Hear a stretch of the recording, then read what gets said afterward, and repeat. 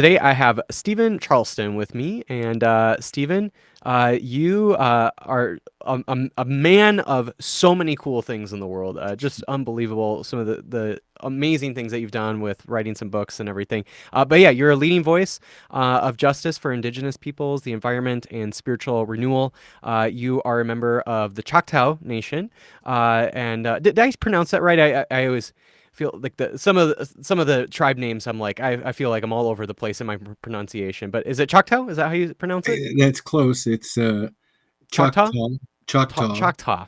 but Choctaw. that's a English pronunciation of our real name, which is Chata. Chata. Okay, Chata. great. Yeah. Great. So you are, yeah, a member of the Choctaw Nation, and you've appeared on ABC, the BBC, and other outlets. So you certainly are a person that talks a lot about this kind of stuff. But you recently wrote an incredible book called "We Survived the End of the World: Lessons from Native America on Apocalypse and Hope." Such an incredible book. You're sharing so many different stories and sharing some of the wisdom that you and your communities have and offering so much. And so, anyway, all of that's to say, you do a lot of things and you've done a lot of things. But more than anything, I want to know, who is Steven Charleston to Steven Charleston? Oh, that's a good place to start. I've got to say, I think I am one of those strange people who was sort of born to do something that it just was kind of among their family members, even when they were little. Mm, People noticed something about them and predicted they would go on to fulfill some destiny, whether it was to be a great singer or a politician or whatever. hmm For me, it was to be a spiritual person. I come from rural Oklahoma, hmm and I was born on a small farm with an extended family where we all watched out for each other. And my great grandfather was one of his jobs was to take care of me when I was very small. And so he would tell me stories. And he told me lots of stories from the Bible, from hmm memory. He would tell me these things, Noah's Ark and Daniel in the lion's den, the kind of stories that would make a little kid really interested. And then at one point I said, how come, he asked me, he said, how come do you think I'm telling you all these stories? And I said, I don't know. And I was about 4 years old. And he said, we were sitting out on the porch of our little farmhouse. And he said, because someday you'll grow up and be a spiritual man. You're going to be hmm a holy man. So I thought about it and I just assumed that he was telling me the truth and that that was my calling. So I've sort of spent my whole life in this area of the spiritual and the sacred.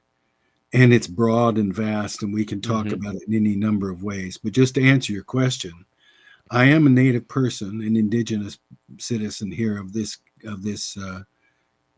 country, and I think that my calling has been to try and help people of all aspects of our society find spiritual meaning in their lives. mm. I think that's who I am. And now I'm old and I'm still doing it. So it must be true because I'm still here and I'm still trying to do it. Wow. I mean, truly a lifelong calling. I love that. Yeah. That is great. Well, let's talk about the book. It's just been so great. Before we dive into some of the contents of the book, obviously you're sharing a lot of memoir to this. You're sharing a lot of Indigenous wisdom with different kind of storytelling pieces and everything. So I would imagine this isn't a book that like you're doing like some sort of academic research for. But was there anything that you kind of learned? Maybe about history, maybe it was about some sort of like story that you learned. Was there anything that you learned as you were writing the book that maybe you didn't know before? That's a great question. Yes, there were more than one thing. I mean, I've learned quite a bit. Like most people, when you're into an area, a subject that's of interest to you, you can really plow through a lot of reading and a lot of different information. Some of it you're already familiar with as you get older, but others, things are surprising. And I found a lot, for example, about the dreamer religion in the northwest part of the United States among Hmm. the Native American nations there. That the whole visionary understanding of the dreamer religion and among those native people was something relatively new to me. I knew the woodland peoples, people in the South, the Southwest, the Navajo, the Hopi, the Apache. I knew about all the plains tribes, Arapahoes, Kiowas, Shoshones, and Lakotas, but Hmm. I didn't know a lot about the Northwest Coast.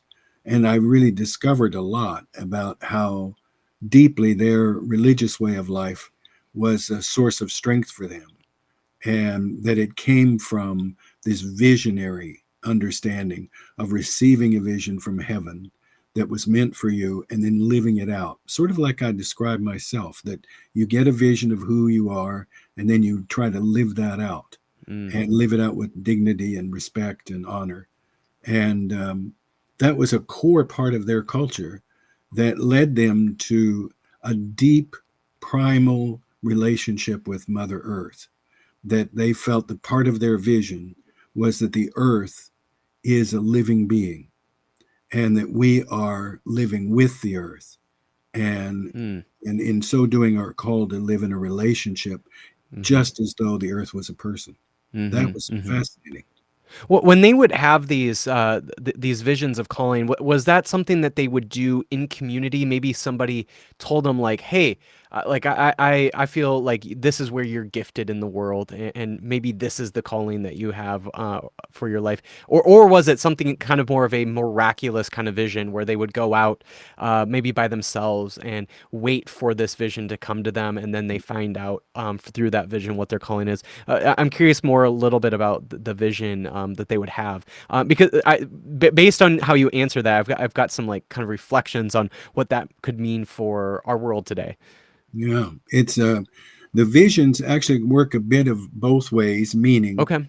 that in some cases, like Gayondayo in among the Mohawk, he was a person whose vision really occurred when he was very ill and he was in his little home alone, so to speak. His other family members were out because he was sick. They were out working in the fields, and he passed out and had this vision.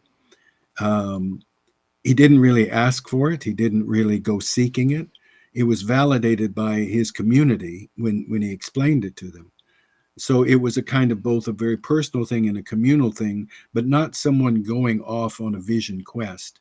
That was true for other people Mm. throughout Native communities, where your vision could, in fact, be something that you would go off by yourself. You would prepare yourself for it. You purify yourself.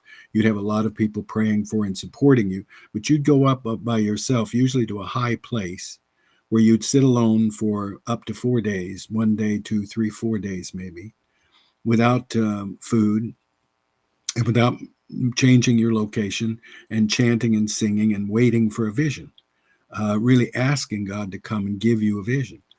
And that was quite common in all Native communities in North America. And so you could have visions like that, which were very intentionally sought.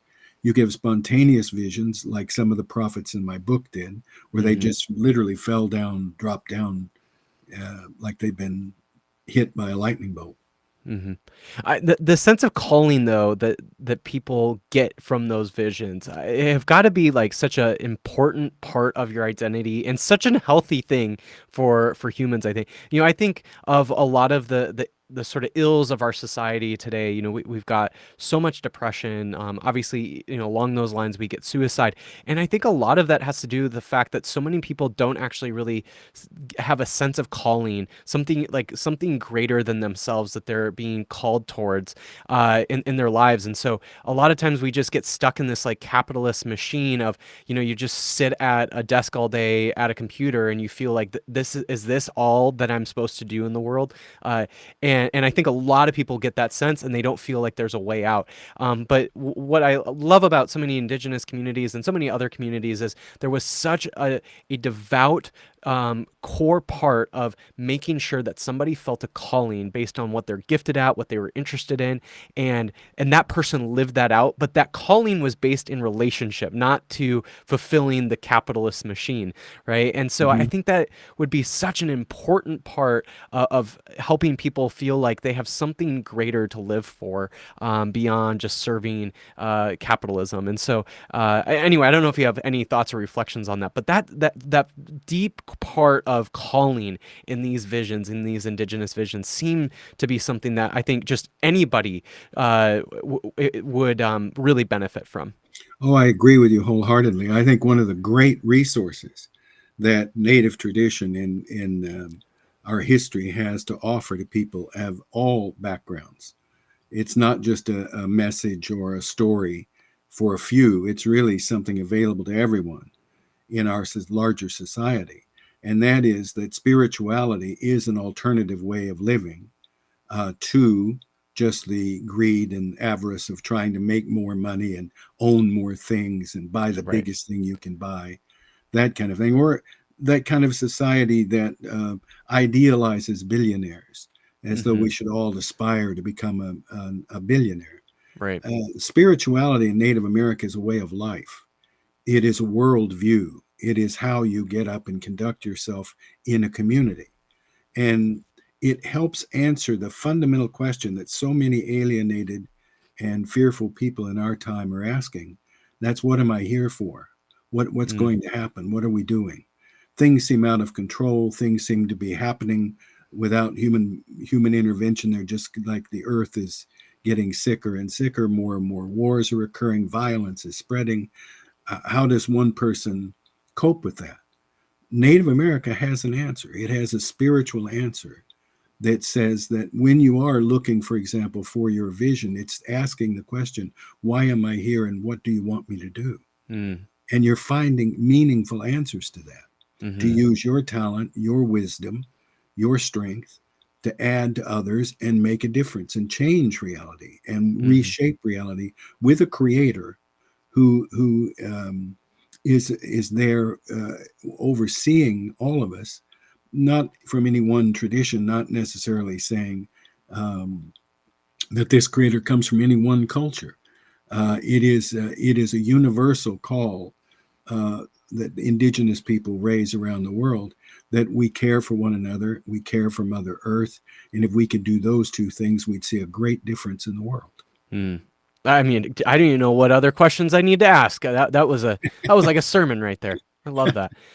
Um, Obviously, you're just mentioning a little bit about, the wars, the diseases, all these things that are going on in our world, and some people would describe all those things as apocalypse. And so, obviously, when you write a book called "Survive the End of the World," you're probably talking a little bit about apocalypse. So, when you talk about apocalypse throughout this book, what do you mean by apocalypse? Obviously, it seems a little slightly different than the Christian Book of Revelation version of apocalypse, but obviously, there's some similarities there too. Well, yes, the apocalypse you read about, for example, people talk about in the Bible, is a vision of all the things that are supposed to come in the future at the end of the world, at the end of Mm, time.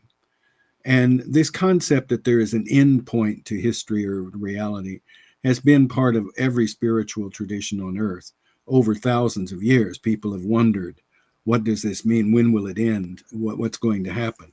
right. So, an apocalypse is either a vision of what is to come or it is an actual experience that people are having.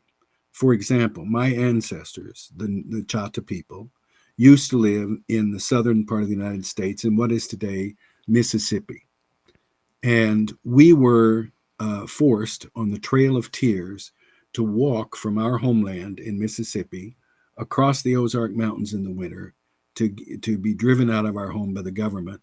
And during that forced march, about a fourth of our people died, particularly the children and the old people. They froze to death or got lost on the journey.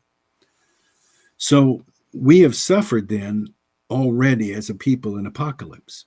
Mm, What does apocalypse mean? It means the end of your world as you know it.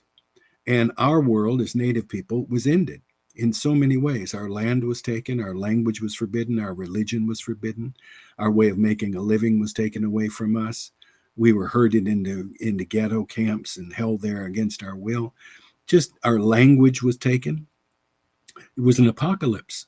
Think about that. Native Americans have already experienced what many people would say if you just made a list of what went bad for them.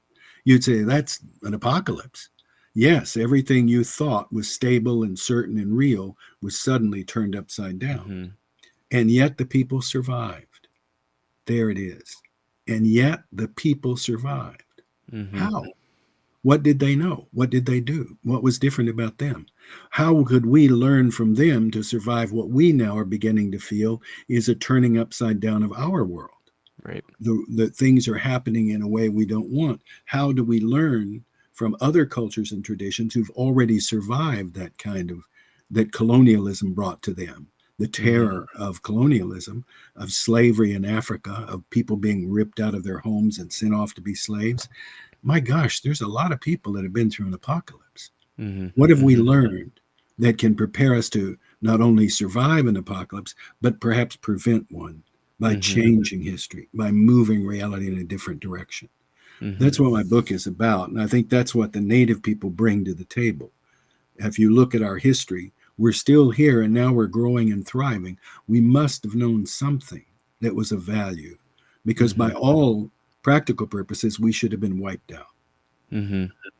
Yeah, I still remember the first moment where I felt or experienced what felt like true apocalypse. I live in Minneapolis, and I remember the first kind of days after George Floyd was murdered, and streets were starting to be set on fire, and I remember waking up one morning and just going down to kind of where a lot of the places that ended up being set ablaze and just seeing what used to be a shop that I would go buy groceries at or whatever, and Right. and to see everything completely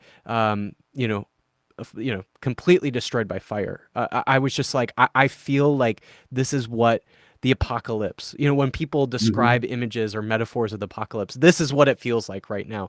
Knowing that somebody was just brutally murdered by the police and then seeing all these things that have now just happened in response to that, it just felt like the apocalypse for a number of weeks in Minneapolis. And, Well, and yeah, take for example, January 6th, right. when we watched crowds of people smashing doors down at the Capitol and running around in the building, tearing pictures off the walls. What is that, if anything, but an apocalyptic vision? I mean, Hmm. it's Hmm. horrifying. Hmm. Or I mean, or what we're seeing right now in Palestine. Seeing so Right. many people being absolutely not only just killed, but seeing buildings and schools and hospitals and just lots of different destruction going on, Mm-hmm. and so many lives are being lost. And you see some of these images of what these cities looked like before they were bombed, and these beautiful sprawling cities of people, doing the things that people do in the world, and to now just see utter destruction. It's really horrifying. And again, you're right. Like we see these apocalypses happening every single day, and for some people, it really truly is reality. Just in the same way that for your people, it was a reality. And in some ways, or shape or form, knowing some of the things that are going on in your community right now, there's even maybe some of these mini apocalypses going on Well, that we see. that's a good word for it in a way. Mini apocalypse. Think about it too in terms of the fact that it's just as human beings. If you or I received a diagnosis of cancer from a doctor, that would be an apocalyptic moment for you and I. Right. Anytime you receive that in your own life, you can have apocalyptic moments, deaths and divorces and accidents and sudden tragedies. So the end of the world hits us in different ways at different times. And I think that's why talking about it in the way that I'm trying to talk about it in this book is helpful, not only to the global issues like preserving our planet, but also sometimes to the personal issues, keeping Hmm. yourself together when times are hard. Hmm. Yeah, I think back to the Book of Revelation, and quite literally the name Revelation being the name of the book.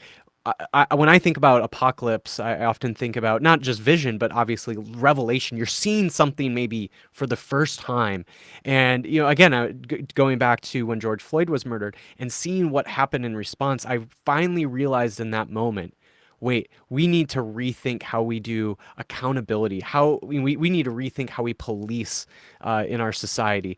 And that was for me part of when I saw everything happen. I realized, oh, that was not just an apocalypse, but it was truly that apocalypse that's a revelation because I, for the first time, really truly saw the horrors of what policing has been in America. And so, that was a moment for me. And so, when I think back to apocalypse, I often think about that revelation where I feel like I got new eyes for the first time to see something I couldn't see before. And a deeply spiritual tragedy in the sense that Totally. whole question of "I can't breathe" is Mm-hmm. such Yes. a powerful statement for this tragic man to have uttered those words, and then what that means in the broadest sense, in some ways for all of us. I can't breathe. There's Mm-hmm. no air here. Life is not possible in this kind of world. We need a new, like you said, revelation, a new unfolding, a revealing of a different way to live, an alternative that we can all buy into and work at together to avoid those kinds of moments. Mm-hmm. Mm-hmm. Um, you mentioned a bit ago that your people in particular, experienced this apocalypse, especially as they were on the Trail of Tears, and nevertheless they survived. And I'm really curious, what are some of the things that we can learn from maybe your particular community about how we survive apocalypse? Gosh, there's all kinds of good answers, and some of them are in the book. But I think one of them, or a couple of them, I'll mention would be um, this thing I was talking about with the dreamer religion. The native people, that's what they called it in the Northwest, and that relationship with the earth. Um, if we can help people gain a sense that the earth is not just a pile of natural resources. It's not Mm-hmm. just a utilitarian pile of stuff, lumber, rocks, coal, diamonds, whatever we want to get, um, but that it is a living creature, it is a living being, and that our relationship with the earth needs to be based on that understanding that we are, Mm-hmm. in fact, treating the earth as though we would treat our own mother. And if we lived in a world, if you thought about it for a minute, we lived in a world in which everyone was growing up with the same understanding, and that is the earth is our literal mother and we don't abuse her, we treat her with respect.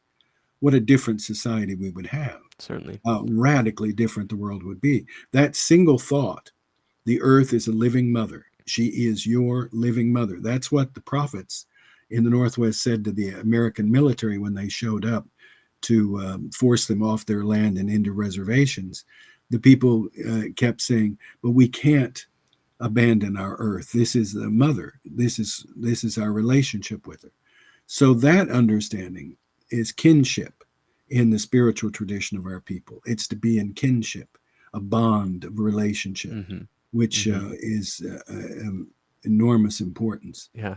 It reminds me of something I just saw recently of, all the bombing again going on in the Middle East and people talking about, this is Holy Land and never, even though they call it Holy Land, they're bombing it. And it's like, how, Yeah. well, how holy do you really think it is if you're just totally willing to bomb it?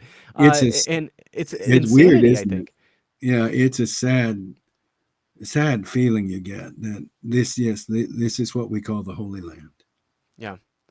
You talking about us needing to have a reorientation in our relationship to the Mother Earth reminds me a lot of some of the thoughts I've had recently. Of I think having some of these green products that we see now, of the green whatever, the eco whatever. I don't have any issue with those sort of things. But at the end of the day, there's still a piece in capitalism that's just trying to make capitalism a little greener or a little bit more eco-friendly. And as helpful as those products may or may not be, I think at the end of the day, regardless, people need to not just sort of green themselves out of climate change, they actually are going to have to reorient their relationship to the Mother Earth. And that ultimately is what is going to give us any hope to helping Mother Earth, be revitalized and healthy once again.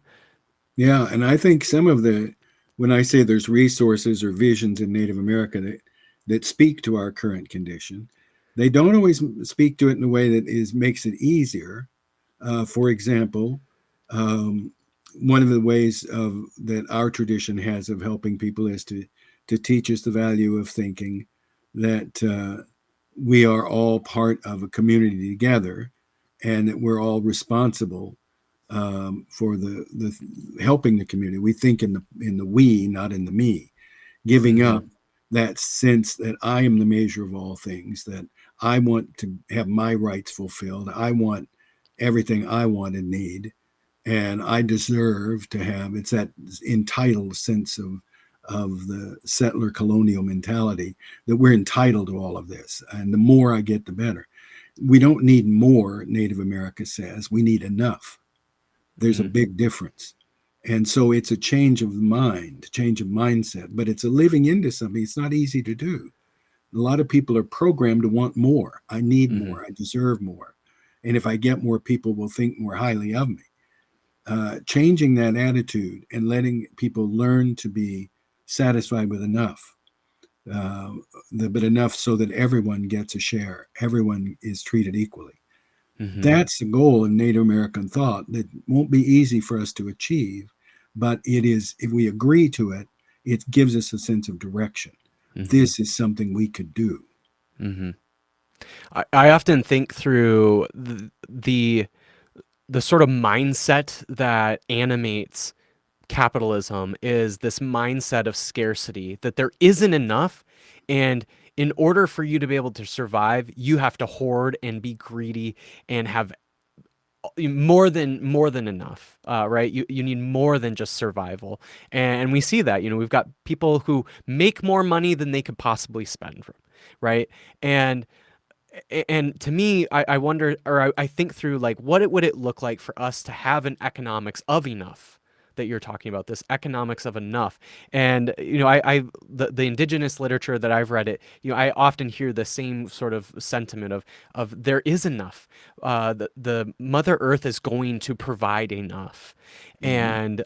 and that means that we don't need to be greedy. We don't need to hoard.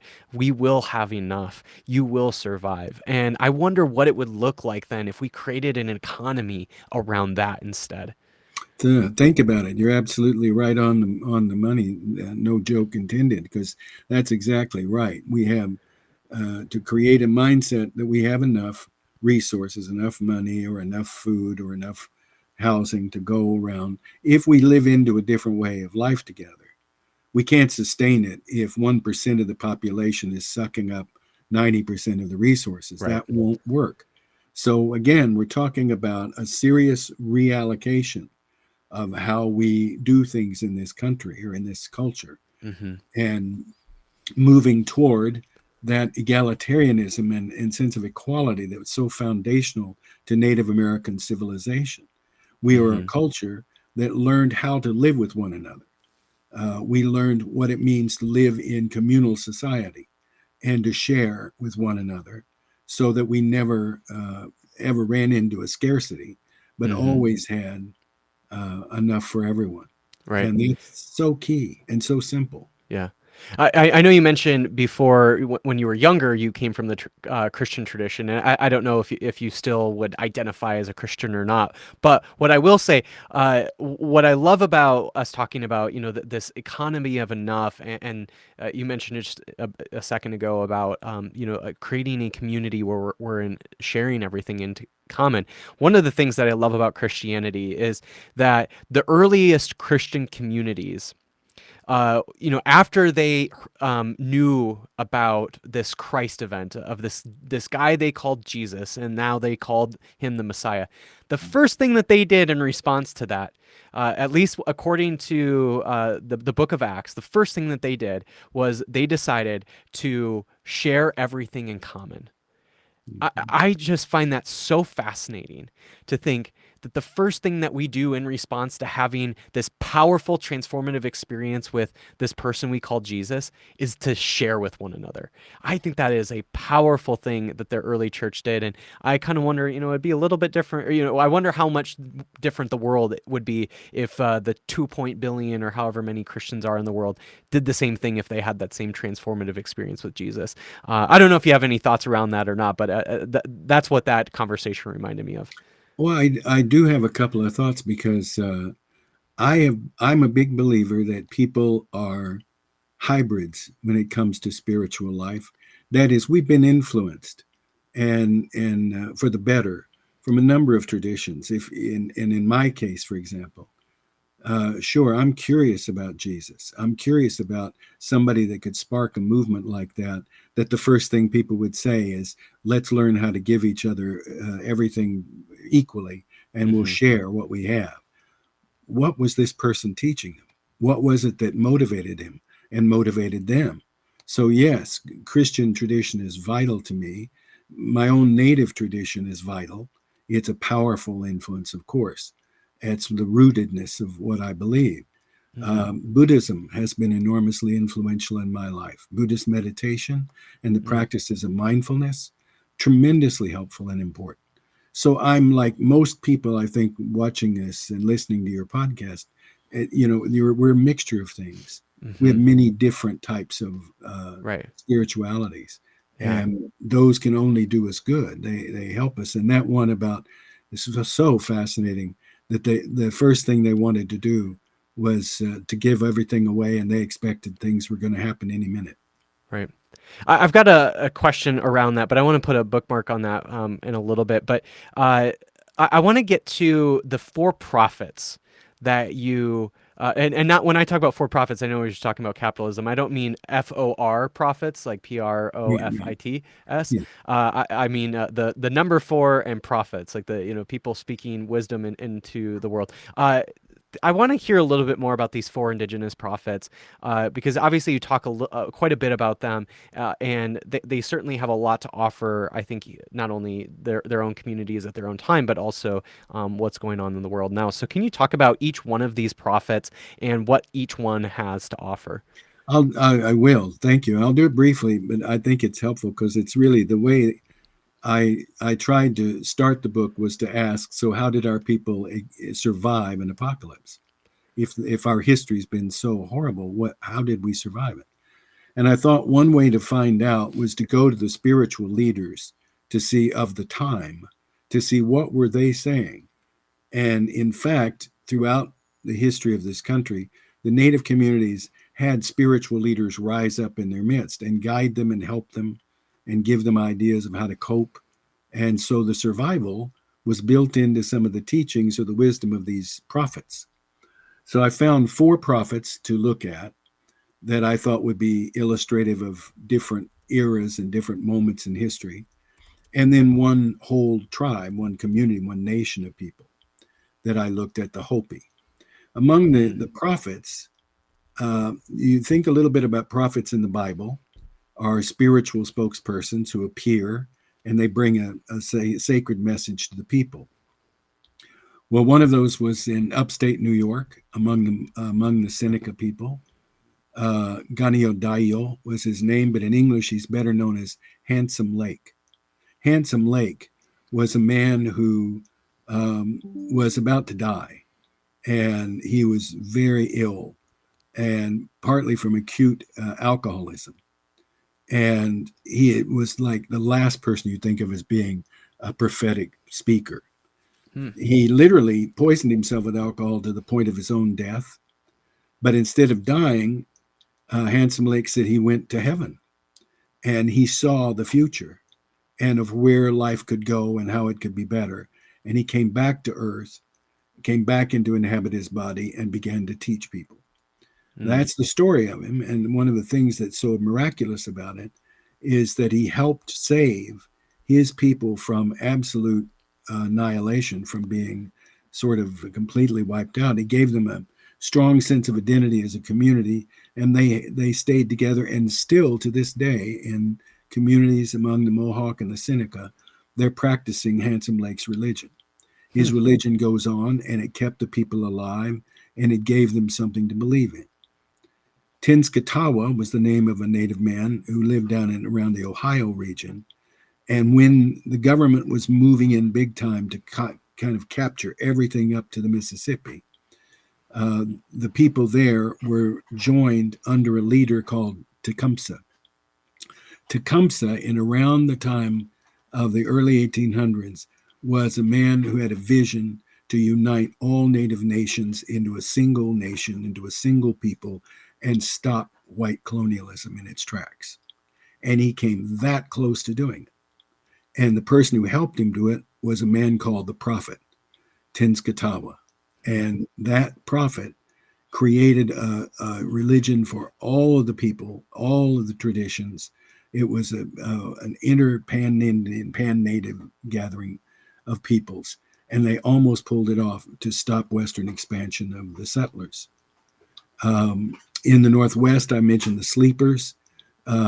There were people in the sleeper religion who had amazing experiences among their people to protect their people from being driven off the land. You may have heard of Chief Joseph, who tried to escape to Canada with his whole people, trying to get across that border to stop the American government from forcing them into reservations.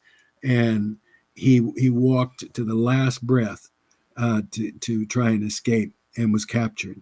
And his Hmm. people were held together by only one thing, and that was his faith, his spiritual faith in their traditions, which is what Samola, who was their prophet, brought to them.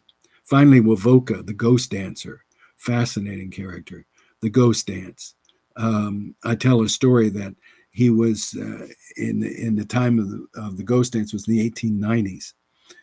Long about that time in the 1890s was when Wounded Knee occurred, and which Hmm. people next door to you were slaughtered because they were ghost dancers, Hmm. because they were dancing. Sitting Bull was killed because he was a ghost dancer. So knowing what Wovoka, the prophet Wovoka, what his ghost dance was all about, is fundamental to understanding native traditions. So Hmm. these four people from four different nations, four different experiences, four powerfully strange and amazing people are the four prophets that I talk about. And each one of them brings us to a different level of understanding uh, Hmm. how we can survive as a people or how Hmm. individually we can make a difference in our own lives. Hmm. Hmm. I'm glad you brought up the ghost dancers in particular. I'm from South Dakota, and so I have been to Wounded Knee. I've got many friends out Yeah. in the Pine Ridge Reservation, and so um, what a sacred place. Mm-hmm. I mean, obviously the tragedy of what happened there, and to feel that land still hold that, it's just a really remarkable place. I think it's interesting. We used the term not long ago in our conversation about the Holy Lands. Uh, Mm-hmm. those are holy lands where Certainly, hundred where percent. the people died in that massacre of the First Wounded Knee. Those are very sacred. The Black Hills are sacred. Yes. Things like that. They really, and it's still there. That vibration of the spirit, that crying out of a people, it's powerful in the Dakotas. Mm-hmm, mm-hmm. One of the things that I often get from the Christian circles I run around is the sort of belief that some of these things about Jesus or some of the things that happen in the Bible have to be like historically, literally true in order for them to transform our lives.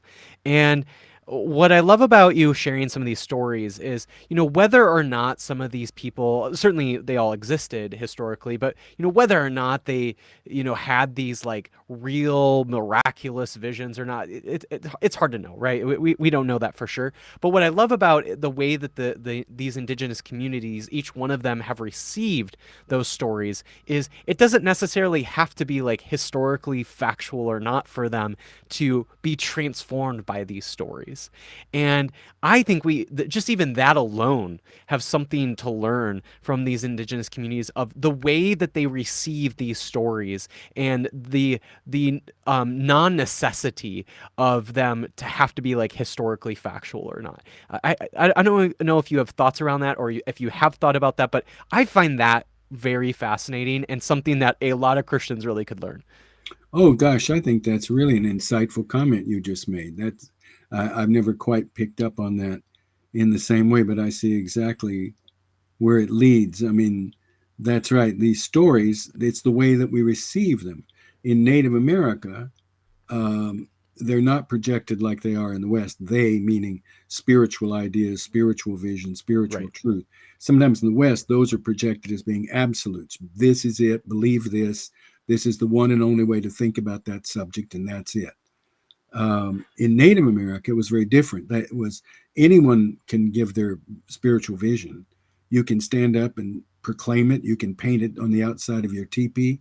You can change your name so everybody will know that you have a new spiritual vision. Um, Whether or not it's adhered to is up to the people who hear your story. If they feel that they get something in that story that makes sense to them, they'll respond to you. If Right. not, they won't. So it's the will of the people acted out with the spirit of the holy moving through them. You may be a part of that, or you may not.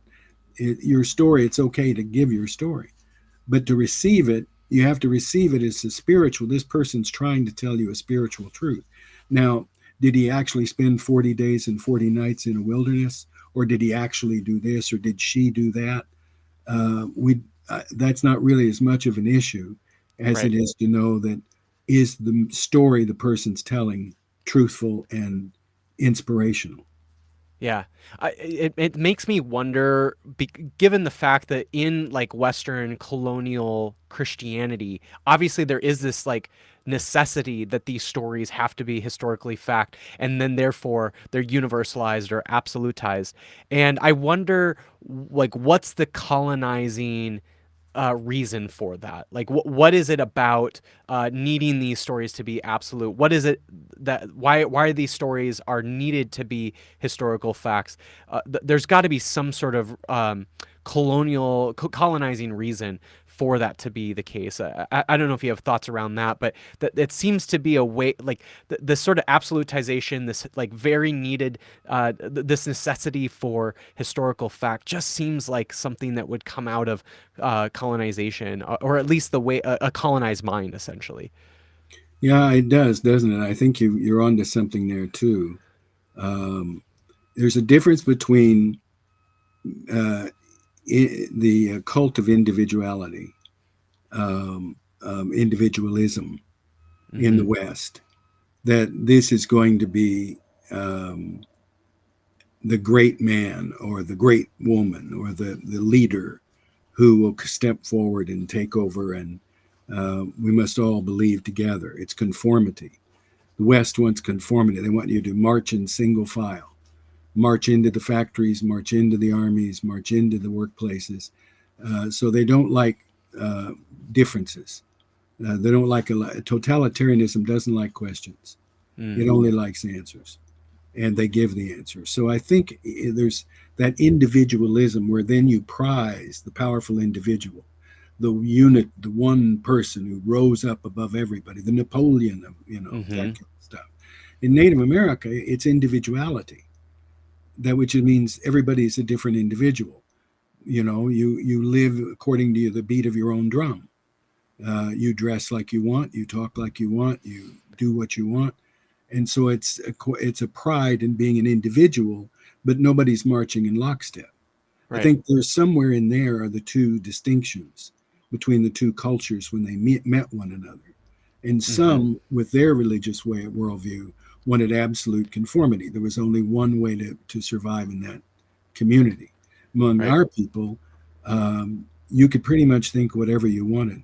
If you didn't do something outrageously, ridiculously bad, where they had to drive you away, you could pretty much do what you wanted. Right. And it seems like there's this individuality with relationship. You know, we were talking earlier about the relationship to Mother Earth and obviously relationship to one another.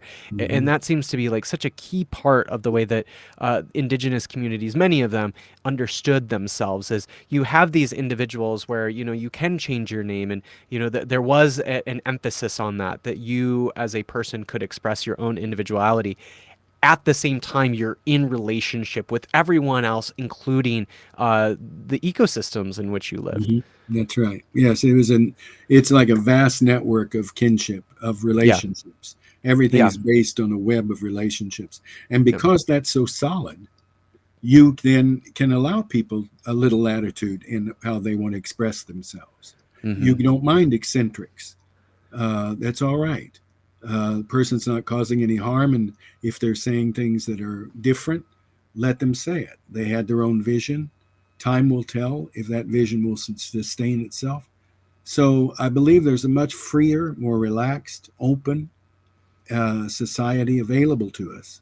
If we want to work in that direction as a people today, we can replicate a great deal of what was common on this continent for centuries. Mm-hmm. Mm-hmm. You know, if somebody's listening to this podcast right now and they love the ideas that you're talking about, you know, maybe they even read the book and they're like, I love these stories, I love these ideas, I love the wisdom that you're sharing. What are there like kind of practical steps that maybe you would suggest to a listener that helps them get into living out surviving this apocalypse? What are some of the practical steps that you would, or maybe practical advice even, or the practical wisdom? But what are some things that people can like tangibly do in order to live out this survival of the apocalypse based on some of these indigenous wisdom that you offer? Again, I'm sure there's got to be a lot of good things that I could suggest, but I'll start with one that's very fundamental, and that is start taking your spiritual life seriously. Mm, And that means with humor as well as being kind of dedicated to it. But really do, if you haven't thought a lot about spirituality recently, if you stopped going to church a long time ago, or you don't like church and you're not sure you think Christianity or Judaism or any of these religions, Islam, is right for you, take your own spirituality seriously and do it enough that you really begin to question and ask yourself some of those very first questions we started this interview with. And that is, why am I here? And what do mm, you want me to do? And who am I talking to? Those are very fundamental issues. And you start by asking those and let them lead you through your own understanding of life. Let them lead you to begin to think about two things. One, what can I do? And two, who can I do it with? mm, Those are two first questions to step over the threshold. mm, Begin to understand, what can you do? And many of us have got wonderful gifts we could bring to bear, great things we could do to help the cause, to bring the new enlightenment to people, and to help build a new society that's fair and just. There's so much that people's talent and imagination could contribute to that. And the second question is, but you can't do it alone. That's the other mm-hmm, thing about Native people. You can go up on a high hill by yourself and have a private vision, but you've got to come back down the hill and you've got to get involved with people. mm, That's the whole meaning of the story of the Mount of the Transfiguration. Jesus mm-hmm, goes up to a high hill, has his Native American vision quest, but he's got to come down right away and go back to mm-hmm, work. mm-hmm, And knowing who is your peer group.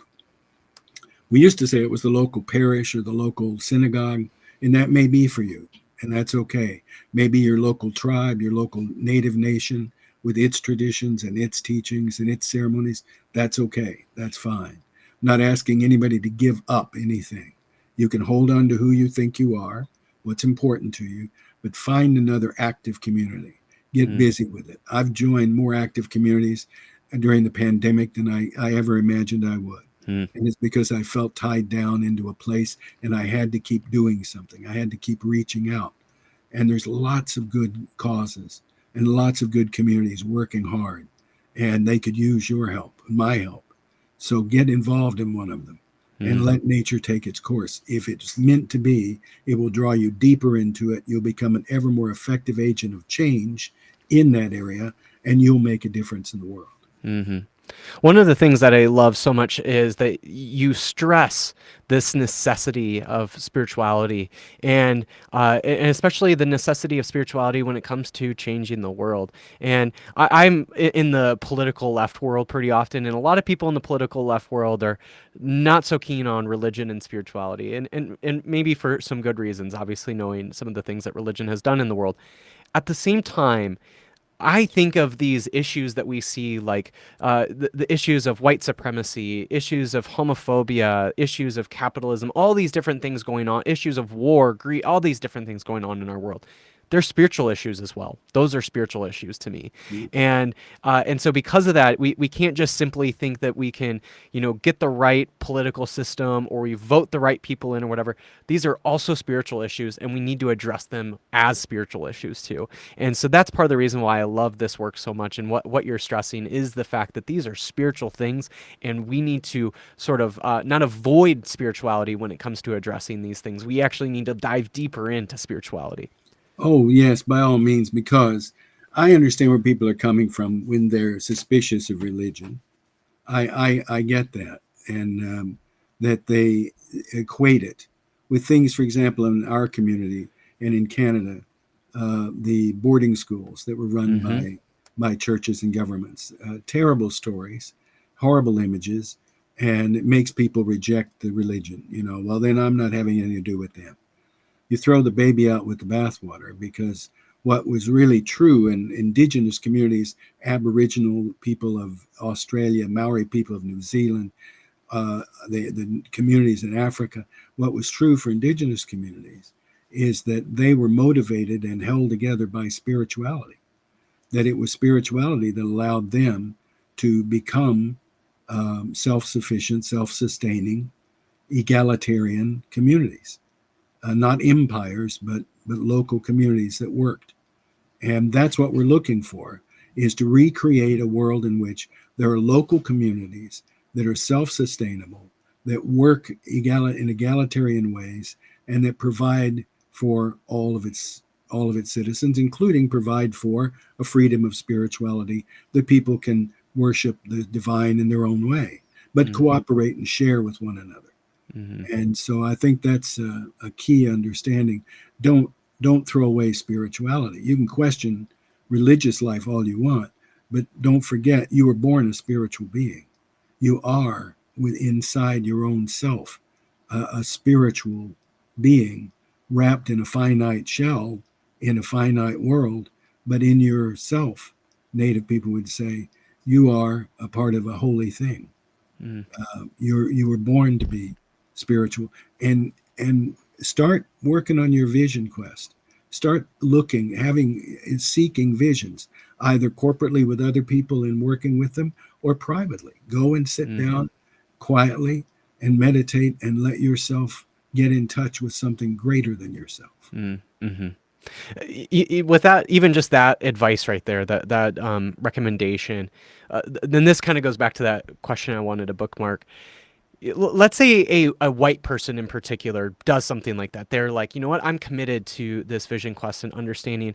How can like a person who, let's say, for example, is not indigenous, adopt or take in these recommendations, these suggestions, this advice, this wisdom that you're sharing? How can they take that in without appropriating it, without sort of in a way like colonizing this this indigenous offering? Is there how do you navigate that, like, or how would you recommend somebody to navigate that difference of taking in these suggestions, taking in this recommendation, taking in this wisdom, but not in a way that's either appropriating it or even worse, colonizing it? Yeah, that's a very sensitive issue and very, very important. Um, First of all, we have to assert that we need to have some permeable boundaries between us as peoples. That is, okay, some people were born into being in one culture and the other people were born into a different culture.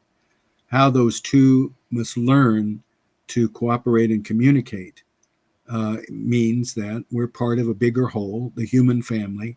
And so learning to relate to each other, we don't have to live in segregation.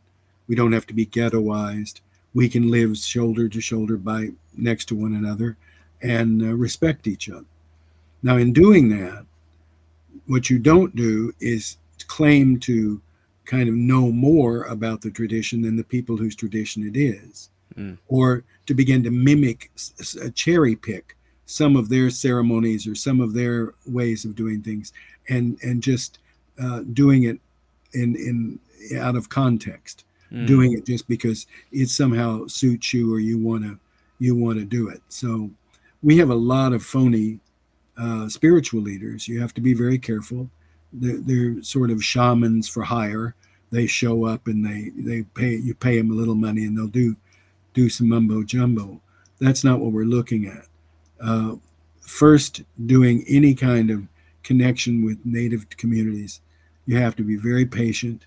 You have to learn to be um, willing to listen and to learn from them. It may take a while, and to be truthfully yourself, not trying to put on airs or not trying to take something away from them. It's mm-hmm, not easy. The cross cultural uh, work is some of the most difficult work and yet the most rewarding, mm-hmm, because once the trust has been established, and there's the key word, once the trust is established and maintained, the ability to enter into other cultures, whether they're Native American or Moroccan or African or Aboriginal, whatever, is possible. To enter in. We're all human beings, and mm-hmm. rediscovering each other as humans is okay, Right. but doing it with great respect and with a lot of patience. Yeah. That's the key.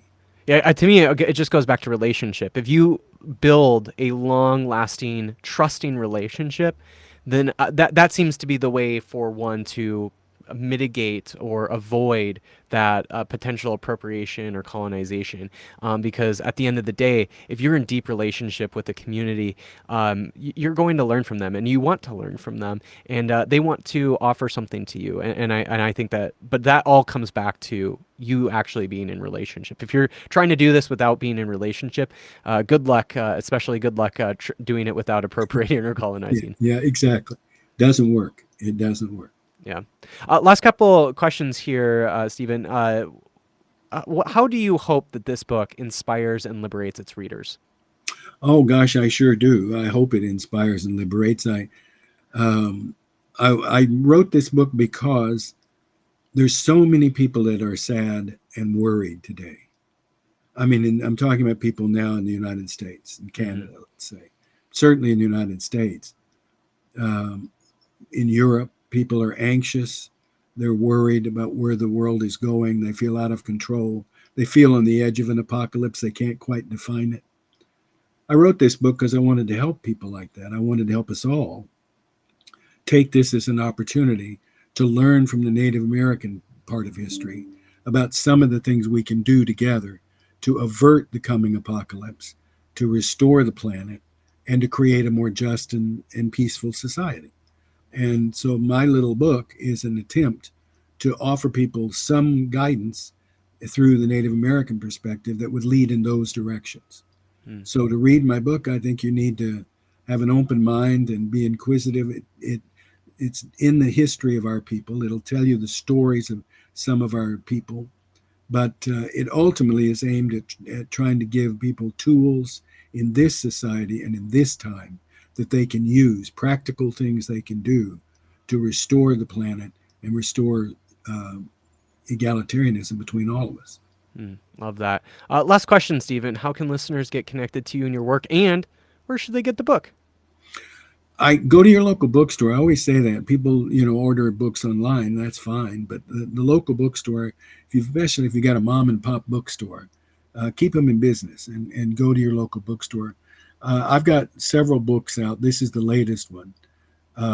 You'll find two or three others that might be of interest to you. But I hope you'll not only take it, but you'll give it away. Give it Mm, to one of your family members or friends. Give it for Christmas, whatever you want to do. But I want this book because everybody who's read it feels, oh, okay, that's better. It feels better. It's not like things have gone away overnight. But yeah, okay, so there is something we could be doing, something I could be doing. And this book will help you find it. And you'll mm, feel better and you'll feel stronger. mm. And so I hope people will take it take it to heart and share it Hmm. with others. And Well, and there's nothing better when you feel empowered to share that with others, right? yeah, that's right. So I hope they will. Um, I don't know. I'm getting older, and so I don't know how many more of these I'll have in me, but I want to keep trying to share what's made such a difference in my life, Hmm. um, that I don't have to feel conflicted about my spiritual self and my everyday self. I can feel like a whole person, and I have a lot of hope in the future. Love that. Love that. Well, thank you so much, Stephen, for chatting a little bit more about the book. I think it's incredible. I mean, certainly it's going to be a book that I also share with others. And so thank you so much for sharing a little bit more about it. I'm just really appreciative of you. Thank you. Thank you very much.